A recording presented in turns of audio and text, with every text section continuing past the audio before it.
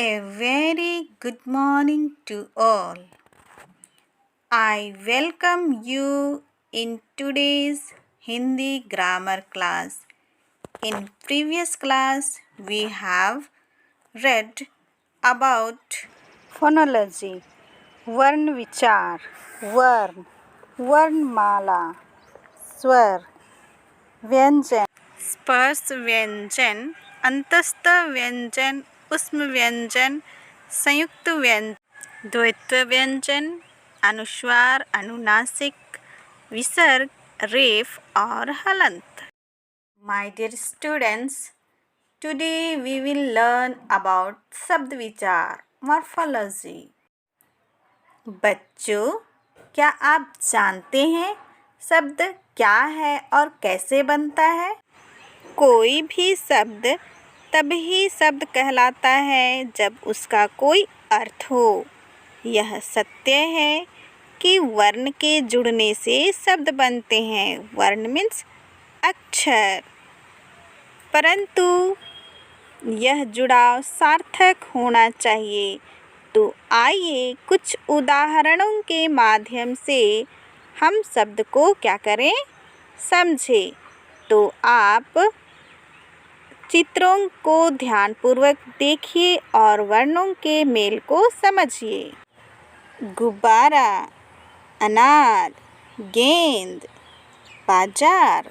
जैसे गुब्बारा, ग उ ब ब आ र आ. अनार, अ न आ र अ. गेंद, ग ए अंग द अ. प्रभात, प र अ भ आ त अ.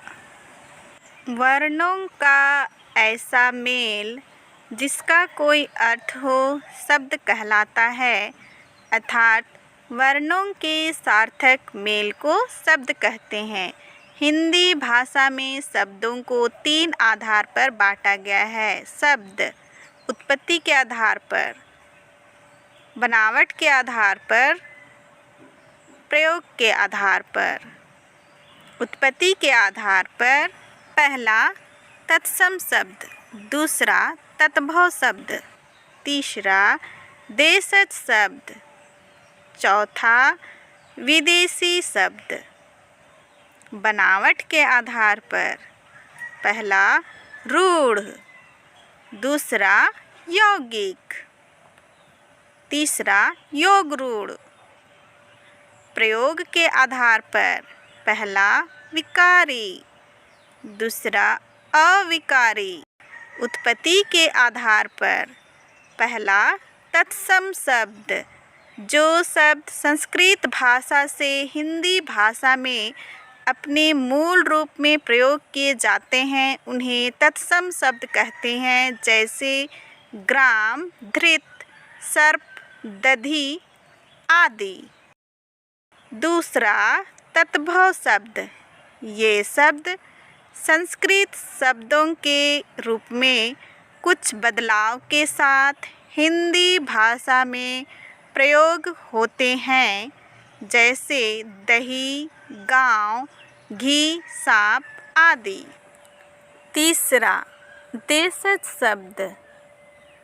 देशज अर्थात देश से उत्पन्न. ये शब्द भारत के विभिन्न क्षेत्रों से तथा आम बोलचाल की भाषा से लिए गए हैं. जैसे खिचड़ी, डिब्बा, लोटा, पगड़ी, तवा, चिमटा, गाड़ी, जूता, पैसा आदि. चौथा विदेशी शब्द. दूसरे देशों की भाषाओं से हिंदी भाषा में आए शब्द विदेशी शब्द कहलाते हैं. जैसे लालटेन, बंदूक, वकील, रुमाल, तौलिया, स्कूल, अस्पताल, पेन आदि. बनावट के आधार पर पहला रूढ़। ये ऐसे शब्द होते हैं जिनके टुकड़े नहीं किए जा सकते। यदि इनके टुकड़े करें तो इनका कोई अर्थ नहीं निकलता, जैसे घर, जल, फूल, सड़क आदि। दूसरा, यौगिक। ये शब्द दो शब्दों के योग से बनते हैं।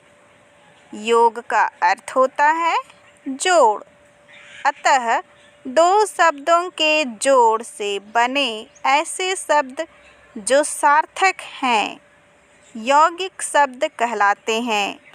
इनके टुकड़े किए जा सकते हैं, जैसे विद्या जोड़ आलय बराबर विद्यालय, रसोई जोड़ घर बराबर रसोई घर, पाठ जोड़ शाला बराबर पाठशाला, देश जोड़ भक्त बराबर देशभक्त। तीसरा, योग रूढ़। ये ऐसे शब्द होते हैं जिनके टुकड़े तो हो सकते हैं, परंतु उन टुकड़ों का सीधा अर्थ न निकलकर कोई विशेष अर्थ निकलता है, जैसे पंक जोड़ ज कीचड़ में जन्मा अर्थात कमल, जल जोड़ ज जल में पैदा हुआ अर्थात कमल, नील जोड़ कंठ नीले कंठ वाले अर्थात शिव।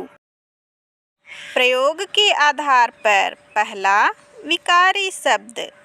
इनके रूप में लिंग, वचन तथा काल के कारण परिवर्तन आ जाता है। परिवर्तन मीन्स बदलाव।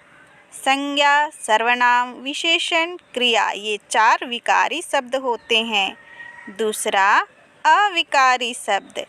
इनके रूप में कभी भी किसी भी स्थिति में कोई बदलाव नहीं आता। क्रिया विशेषण, संबोधक, समुच्चय बोधक तथा विस्मय आदि बोधक, ये चार अविकारी शब्द होते हैं। प्यारे बच्चों, आज हमने इस पाठ में क्या सीखा? वर्णों के सार्थक मेल को शब्द कहते हैं। उत्पत्ति के आधार पर शब्द के चार भेद होते हैं। संस्कृत भाषा के शब्दों को हिंदी भाषा में मूल रूप में प्रयोग किए जाने वाले शब्दों को तत्सम शब्द कहते हैं। बनावट के आधार पर भाषा के तीन भेद हैं। पहला रूढ़, दूसरा यौगिक, तीसरा योग रूढ़। My dear students, I request you to study this chapter at home. Okay? Have a nice day. God bless you. Thank you.